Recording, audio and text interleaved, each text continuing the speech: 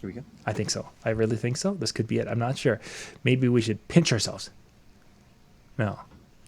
Maybe? Nope, we're good. Oh, It's not a dream. All right. we are here. Excellent. Woohoo. Well, that works. I did. It does. And we're broadcasting to multiple spots. For those of you, we'll do an official start again. I'll give Dan a countdown in just a second. But tonight, YouTube is being very, very fussy, and it's not allowing live streams like it typically would, should, or could. So we have to basically, I'm right now taking the show, and I'm using my color crayons. I'm drawing out each little image, and we're mailing it in to the YouTube headquarters, and then they're flipping through them. That's how you're seeing the show tonight. True story. That explains a little bit of the lag that I just saw. All right. Okay, here we go. 5, 4, 3, 2. And welcome everybody to your Monday night. I'm telling you, we got to stop for just a second because I would love. Part of me would love to be a fly on the wall behind John to just see all the things that he has to go through. The 30 seconds to a minute before we actually start, all the clicking and everything, and then when you have a program or a site that decides it doesn't want to cooperate quite like it should is quite amazing on its own. But we do want to thank you for taking time out of your night. I mean, at this point, some of you are starting to be in areas that are opening up, so you have things to do on a Monday night, and you're still taking some time to join us. So we definitely want to appreciate you and say thank you for taking the time to do so. It's going to be fun tonight. It's going to be informative tonight. And that's because you're going to watch another show. But if you watch our show, yeah, you're going to watch our show. No, we do have a good topic for you tonight. So, yeah. So, John, how was the 4th? Are they still setting fireworks off around your house? They started on the 2nd, and then of June. Not quite, but it was off and on all week. A little bit the weekend before, but then it was like the 2nd. It was like multiple spots around. Now, for those of you who have never done if you've been in a DJ chill room, DJ and TV chill room, I'm sure at one point in time that Jimmy did the overhead satellite view of where we're at to show you guys all my cornfields around me. But beyond the cornfields are lakes. So there's a lot of lakes around us, and they were fireworks going off everywhere. The 2nd was more. 3rd was even more. The 4th, now what happened is that there's one group that would take over one of the islands down here, and it's one massive 20-minute show of just huge stuff going up, and everyone pretty much stops and lets them do the 4th. It's like, well, okay, they're done. After 20 minutes, it was a good show. Don't get me wrong, but it's like you're looking around. It's like, okay, who else now? And everyone else is pretty much. I can't compete with that. I'm going home. So, but it was fun. The kids. We learned. People have talked about when you're outside and you were trying to watch it and mosquitoes are going crazy. If you just take a fan and put a little fan in there just to move a little air, and oh my gosh, that worked incredibly well. It's like, why have I never done this before? I mean, I've got fans. I have battery packs. We've done the video. Yeah. Why have I never done this before? Oh my gosh, we sat there and we were watching, and it's like that. There's no mosquitoes. Oh yeah, there was mosquitoes, 10 feet that way, but not here. Liking that. So yeah, and then last night, Alyssa and she went for a run. I went for a bike ride because I couldn't run as fast as she can anymore. There's I heard a couple of little sparklers, and that was the whole fireworks. It's over. Wow. It's all over. That's insane. Our area, not so much. It's still going. They were still going off this afternoon or evening. Wow. Yeah.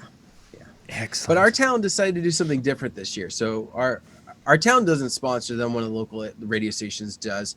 And because of the whole COVID, they couldn't get the proper permissions that they needed to. And so it ended up being moved to kind of like a nearby town, 10, 15 minutes away. So we didn't get any of those fireworks. And because everybody was expecting in town and now they're not having it, I think everybody decided to buy their own. So I put up a video. I don't know if John, if you saw it or not, but just basically off my back deck, and I did kind of just a pan from one side of what you could see out of my place, and it was just all over through the sky. It was kind of cool, but it was just, and that was even probably towards the latter half of everything where some people had already started to die down. it was just kept going. And like I said, even tonight, my son's baseball game was going on. We're wrapping it up, and I'm still hearing like a couple. People who just can't quite get enough. No, Look, I can blow things up yet, honey. I found one I forgot about. I gotta fire it now. I can't let it wait. And that's the people I talked about. You mentioned June, the whole month of June, and people were talking about in the larger cities that people were firing fireworks off, and there's the conspiracy theorists saying, "Oh, it's the government doing it to keep us awake at night." The second and the third, all night long. And let's face it, there aren't enough police people out here that are going to be firing. No, it was folks doing it all night long, because it's like 3 a.m, and for whatever reason I was up. I think the dog had made a noise, so I decided to go, and I look out, and sure enough, there's going around the lake yet. It's like, oh my goodness! So, for those of you in a larger city and you thought it was it was just people. I'm guessing this whole pent up energy to get out there and do something. And as they've said, there's been record amounts of fireworks sold this year because everybody was doing it. All the stuff Howie was blowing up. Goodness. Oh wait, no, that was way before. That was last year. Howie doesn't blow things up. That's true. He fixes them. That's Jimmy who blows things up. Jimmy blows things up. Jimmy blows them up. Howie fixes them. And then it's like, Howie, I got this thing that we're so. Yeah. So yeah, it was good. Wish the weather we're Florida weather. I mean, I feel like Robin lives next door to me right now because it's hot, it's humid. I mean, you go out in the morning and try to have have coffee out on the patio, and it's like, okay, I'm out there for like 2 or 3 minutes, and my coffee actually gets warmer while I'm out, and then I go back in. It's like air conditioning. So yeah, wonderful invention. So for tonight, what I wanted to kind of talk about a little bit, Dan, is one of the things a lot of people have found, whether it's in the DJ industry or any industry, is people during this time have come up with a different appreciation for the people around them. Specifically, if you're a parent and you've spent time with your children, that you're like, wow, there's some moments that we've been able to create that haven't been able to happen because either I've been at work or I've work during the week or on weekends that as DJs that we have been gone all the time and we've been able to do things. You're hearing a lot of people talking about these moments. And then you look at even some of the relationships, if you don't have kids, that some of the relationships that we have like with parents and things, and we're not able to go spend time with them right now because for whatever reason, either the parents can't go see kids or kids can't see parents, whatever it is. And it made me really wonder, and I wanted to have that conversation, not only with you, Dan, but those of you in the chat room, has the last 3 months changed the way you look at the value of your time? At one point in our lives, when I was younger, it would have been like, hey, I can make $10 by doing something. I'm there. How many hours is it? 14? Sure, let's do it. That was just the way it is. And I especially in your situation, Dan, where you have, you've had that full-time job and you've been doing the DJ thing. With this COVID situation, has your perspective changed on the value of your time when it comes to the personal time that you may now have had more of than you've had in the past? Yes and no. And I think it's been a little bit misleading for me because my full-time job kind of shifted to basically working out of the house. I was with my kids 24/7. So by the time things started opening up, I was like, oh my gosh, thank goodness it's about time I need to get away from them. But in all seriousness with that, one of the things I'm noticing actually more recently, because as we're starting to open up, I'm starting to get to experience some of the things with my children that have been their activities. So my son is playing baseball, and tonight we went to a baseball game. I mean, we've been able to do this. And so I've been able to be a part of those things a lot more. And now the league this year decided they weren't going to do any games on the weekends. But in the past, it would be something like on a Saturday, we would have a game. So just like kind of seeing that I'm able to be at every game and not have to worry about, oh, I'm going to miss out on this or I'm going to miss out on that because of said event. It's been kind of nice. It's been kind of nice to be a part of it. So I am in that situation, like you said, where I am appreciating those moments with them. It fits. If it's well, it's enjoyable.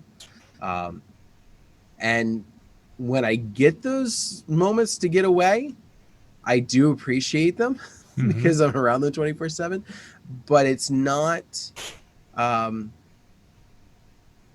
it's maybe not as much as it was in the past. Sure. So the takeaway of that is that Dan doesn't like being around his kids. I didn't say it, you did, John. Oh. No, that definitely has been, one of the big changes as a parent when the kids didn't leave or go to school. If nothing else, because of that change, where they would, if they were in a funky mood in the morning, sometimes they'd go to school, and that would go away. So instead, now that we're in a funky mood all day, I get that. I that has been one of those things that there's times where it's like they need to have their time so that we can come together and say, "Oh, how was your day?" That conversation has been completely gone with the kids. But I've looked at it, and backing up before, early in a COVID situation, I did a series of 3 videos talking about, should you raise your price, should you lower your price, should you hold the line, and did a little kind of comparison between the 3. As I've gone through with more of this time, I've actually gone and looked at it and said, if I'm going to go out and I'm going to miss these things with my family on Saturdays, I've really enjoyed my Saturdays where we could get outside and do something together as a family. If I'm going to be asked to not do that, I'm going to raise I end up raising my rates for 2021, because it's like I need to value, and I would prefer to go down to, instead of booking every Saturday, I'd rather be doing 2 Saturdays a month and charging more for those 2 Saturdays, and then having my other 2 Saturdays at home. If that means I've got 3, I'm okay. If that means I'm home the whole month, I'm not crying, because that's that time on the weekends. Lori's not working, the kids are home, and it's just a time that in the past, they're home, they're ready to do something, and Dad has to go to work. And that's something that, as I go forward, it's going to be tough to really get to a point of saying, "Oh, I want to book every weekend again." I don't know if I'm going to get to that point ever again. And I think you kind of hit the nail on the head when we've been home during this time. We've been able to see kind of some of those moments. I looked at it differently before, because before all this happened, let's just say last fall, I'm working the day job Monday through Friday, preparing throughout the week. Saturday comes, I'm doing a wedding. So it's almost like I'm on this constantly go, go, go, go, go mentality. And so I don't really stop to think about some of the things that I missed, with the exception of little things where my wife would have pictures up and be like, "Oh yeah, I missed the parade that, my son and all them were watching." Mm-hmm. And it was one of those things where I kind of was able to just justify it. Oh, I'm just always busy.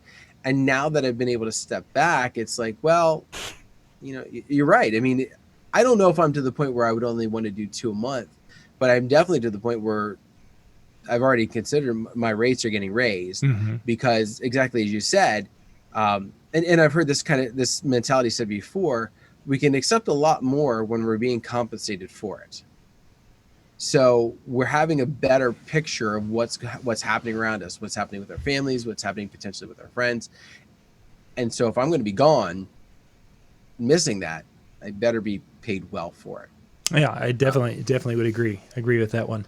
Randy, sorry. Yeah, just in the chat room here, Randy mentioned, of course, that if priced themselves out of the business, that might not be. It might be to that point in our careers where it's like that might not be a bad thing. But David followed that up with calling it danger pay. That we're getting paid a professional fee for what we do. I don't know if I look at. There's going to be some events, obviously, especially during the heat of this COVID situation, that probably would fit that category as being more risky than other events. I don't know if that fits into my thought process too terribly much right now. I mean, I guess if somebody called me and said, "Hey, let's go, can we do one at this one bar next weekend?" I'd probably think twice about it. But when it comes to next year, it's really not so much, because this is here, and either there's going to be the vaccine or you're going to eventually probably get it, type of thing, kind of like the flu. It's just the reality of the situation. So I don't. The danger pay doesn't fit for me too terribly much. It's really I have this amount of time, and I don't have a ton of time. Some of us are getting to the middle of our lives here, and we've got the kids that are growing up really quick. So it's like I can see an end to my time with my children, especially as some of them are now going off to college. And it's like, I just don't know if letting my time be bought for nickels and dimes is worth it if anymore. And maybe for some folks, they're like, hey, I don't understand that. But for me, that's kind of a direction that I've been going. I find it funny in some aspects when you think about it, the lifespan of our career, that in the early stages of most of our careers, now there's some exceptions, and we, Brandon Haverilla who's doing amazing things as late teenager, early 20s, and Jason Klock out of Harrisburg who started very young, and so other guys like that, Yeah. to where started amazing things before like most of us were even thinking about maybe DJing. But for the majority of us, we start DJing, we end up with a family. So when we're at the point that might be prime time for us to be hired by these couples, we're at a time where we're losing out on those special moments with our families. Then by the time our kids are to an age that they're gone, and if I spend a weekend DJing, oh well, it's great, it's going to be extra money for me to spend on my wife or spouses when we go places. Yes. We're maybe not as in demand because we're not that age appealing maybe to a couple.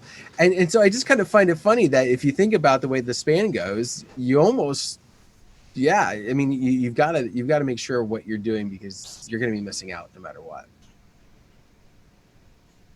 Yeah, and that's I've thought back to that time, because when the business was growing and we were running the 16 systems, there were times during those early years of our first couple of kids that I wasn't, I'd be busy with things and I wasn't around for 3 to 4 days a week because I'm either DJing multiple shows a week, getting gear ready so everyone can go out on Saturday night, and then checking gear in on Sunday, and doing the whole part of running a multi-system company back then.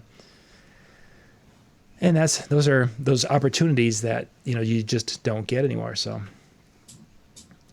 they've been talking in the chat room, for those of you who aren't watching, with their Facebook chat and the YouTube chat, talking about some of the COVID things that they're running into. Stephen down in Australia is they've got the no dancing allowed COVID restrictions down there, and the DJs aren't able to work in bars. And I don't know if they can do private events. For those of you who are wondering, what Stephen's experiencing is coming for us, but that's going to be another show and another time. There's a lot of rumblings that is in our future here in the States also, with where it's going to be a cold fall for DJs, unfortunately.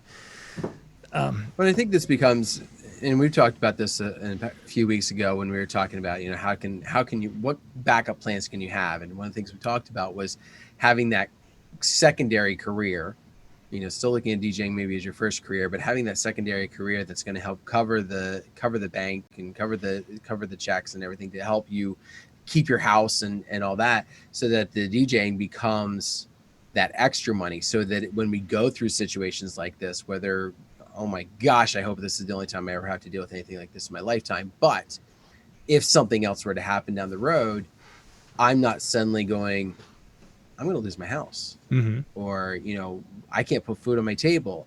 And, fortunately there's been some loans and things like that. And people have done very well. And you had the show with Jerry, and you've been doing that series to kind of help. But even beyond that, like, you still have potential huge losses that you have to be able to take into effects. And so having those moments, having that extra job would even help you. And it sounds kind of crazy, but it would help you to get to that 2 weekends a month, or maybe even 3 weekends a month where you're DJing, and then you leave that 4th weekend open. One of the things as I'm looking forward now, I told my wife, I said, this year is out just because the way the schedule went, because everybody moved from spring to fall. But my town always does a parade the 3rd weekend in October. And my wife's like, our son's in the band. He's going to be marching. Sure. He's going to be in that parade. I really want you to be there. And she kind of, you know, and when she said that, it was like, oh, yeah, so being able to set yourself up to where you say, okay, I'm in a financial situation due to X, Y, and Z that I also have going on. I now have the ability to say, that's my weekend. I know something's coming up. I'm not working that weekend. That's a hard thing. But also, the more you can say no, you don't have to tell them all the reasons. The more you say no, the more in demand you are. You know, sorry, I'm not available that weekend. You should have gotten a hold of me 6 months ago. Exactly. They don't know that you were really booked. Or if it might be a situation where, okay, if you want me for that particular day, and I've had a similar situation where there was something, and it's like, I can do it, but this block of time, I need to do this. And okay, so if I'm going to do it, I'm going to need to set up on Friday, and I'm going to need some different parameters than what you would ideally like. Sometimes they can adjust and tweak things a little bit. I have had that where it's like, I'd love to do your event, but Saturday morning I've got this that I need to do with my children. Oh, well, how can we make this work? It's like, well, I set up Friday, do that with my children, come home, kind of veg for a little bit with that, and then I can. So there are sometimes some ways, but overall, it's that keeping, blocking that weekend off if you possibly can. It certainly is the best, so you can be present instead of, okay, I'm at the parade, but I'm thinking about today's wedding. Okay, and now everyone, please put your hands together for Bob and Sheila. Oh, I missed my son going by with his tuba. Yeah, not that ever happens. Or just going, oh my gosh, this parade's going longer than I thought it was. Yeah. Okay, so how long until, what division are they in? How long until they're here? How quickly can I make it back to the house and get in the car and go? Yeah, I mean, but here's one of the things that's going to help you with those situations. It's not just that respect of talking and being open with your clients from the very beginning, but also talking and being open with the venues, and and saying, hey, listen, I know this is not normally how we do things, but I'd really appreciate if I could set up that morning, or if I could set up the day before, so that I'm not in the way, and I can still do both things. Mm-hmm. And if you take the time to talk with your venues, unless there's a legitimate reason why you can't set up the day before, my experience has been they're going to work with you. Yeah, most are very accommodating. Right now, of course, any work that they can get, they're going to be very accommodating to have that and make it work. But that's one of those areas that could change tremendously depending upon, if we get to the point where people are like, oh yeah, well, we have a Saturday afternoon wedding, we have a Saturday evening wedding, we got a Friday evening wedding, we got a Sunday wedding. Yeah, you've got this amount of time, you can be there. Yeah, that might be the issue, and we might be running into that next year too. That I could definitely see that happening because of all the movements that's been going on. So we've been talking, of course, kids and family and such. What about personal time? This is an area that there've been this past weekend. There were many reports hitting the national news scene about how people need a vacation after this whole being locked in and working from home, because they were finding that people who were working from home weren't putting in their 40-hour week. Many of them were putting in a 60-hour week or more, because they get up, they get to their computer, they're hammering away all day, and they hammer away half the night, type of a situation. Having that time for yourself to regenerate, to recharge the battery, as we like to say. Have you found that during a situation at this time you've needed more of that, or has that been something that is pretty much you felt is about the same as usual? It's probably been about the same as usual. I don't have a whole lot of hobbies that I get into. Sometimes I like to play games, and usually when I do that, like video games or whatever, usually that's with my son. Like we'll play, we'll take a time and we'll play together. So I haven't had a whole lot of just personal downtime that I've really needed to jump in any more than, say, normal. Did you, when you were doing the distance teaching, for those of you who don't know, Dan is a math teacher, when you were doing that teaching, was there a different stress level than in the classroom where you had to you felt like you had to unplug in a certain way, or did that really not change much?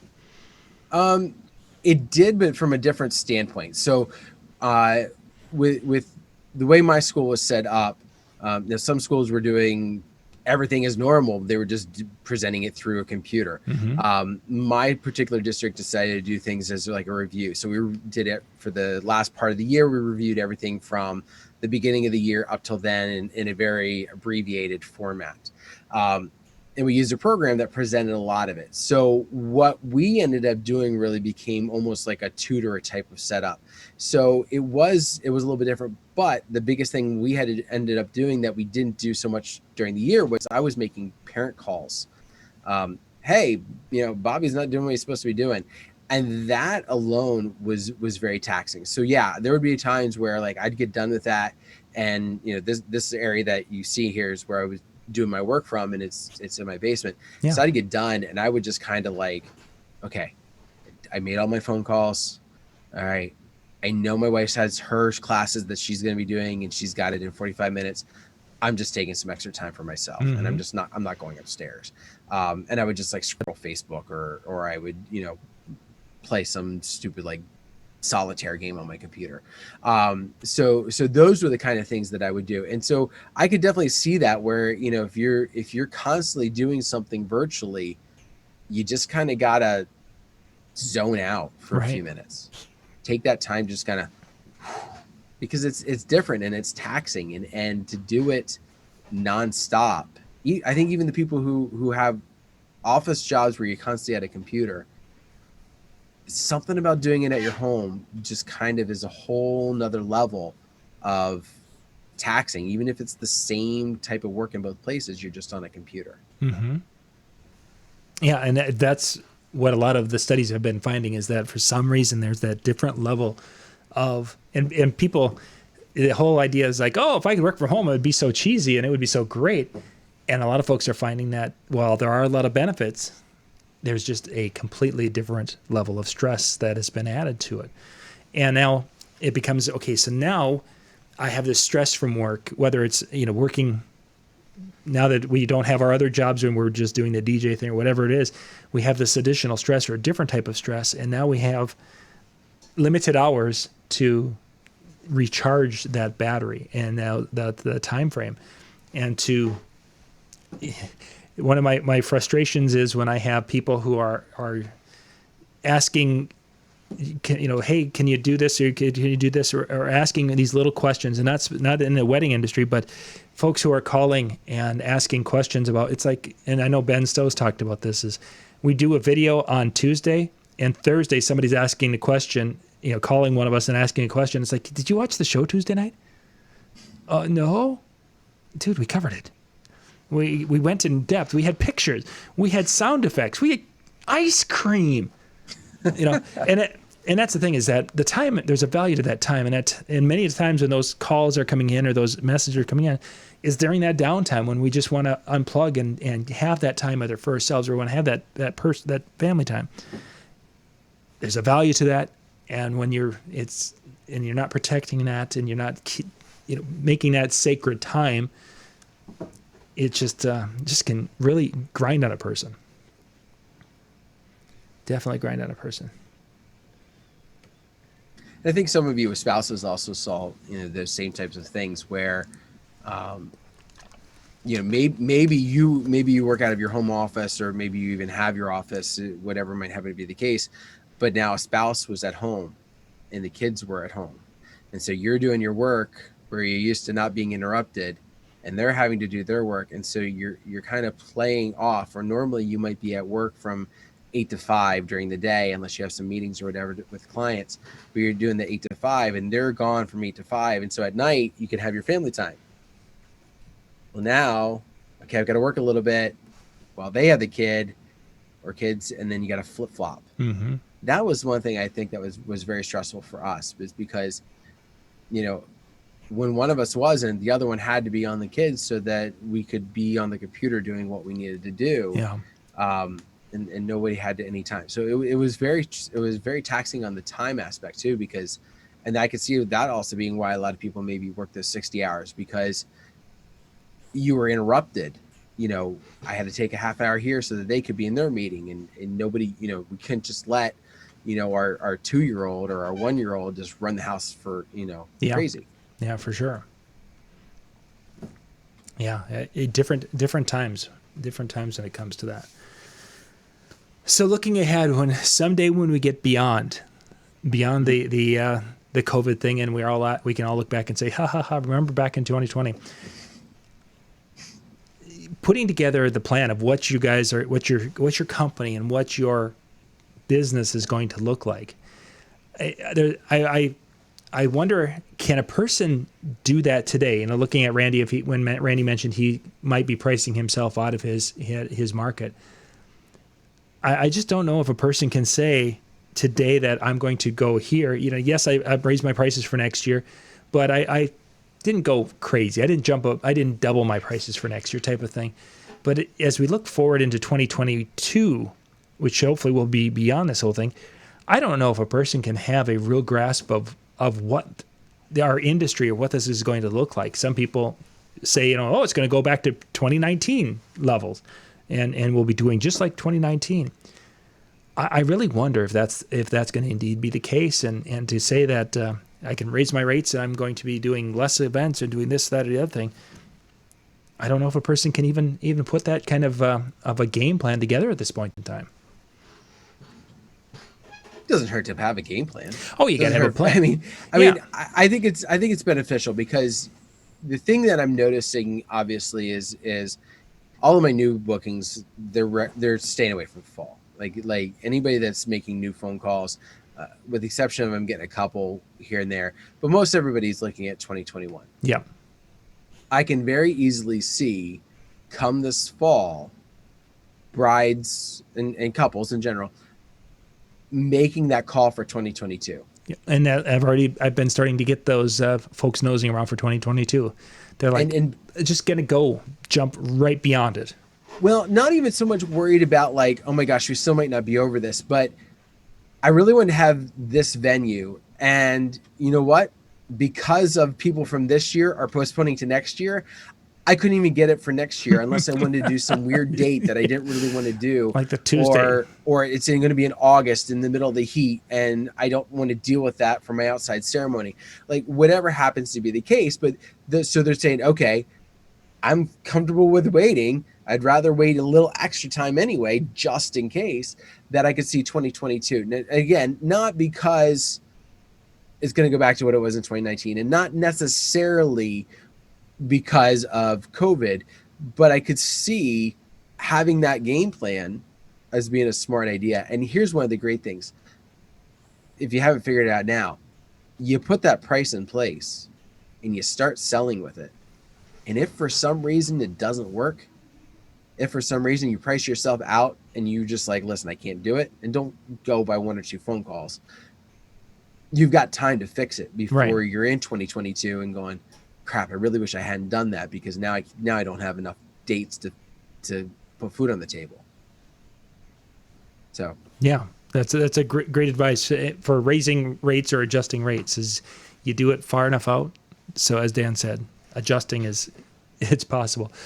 Yeah, if you try to raise your rates in December and then you're not booking, and all of a sudden you get past the booking season, it's like, whoops, I'll lower my rates now. It's too late now.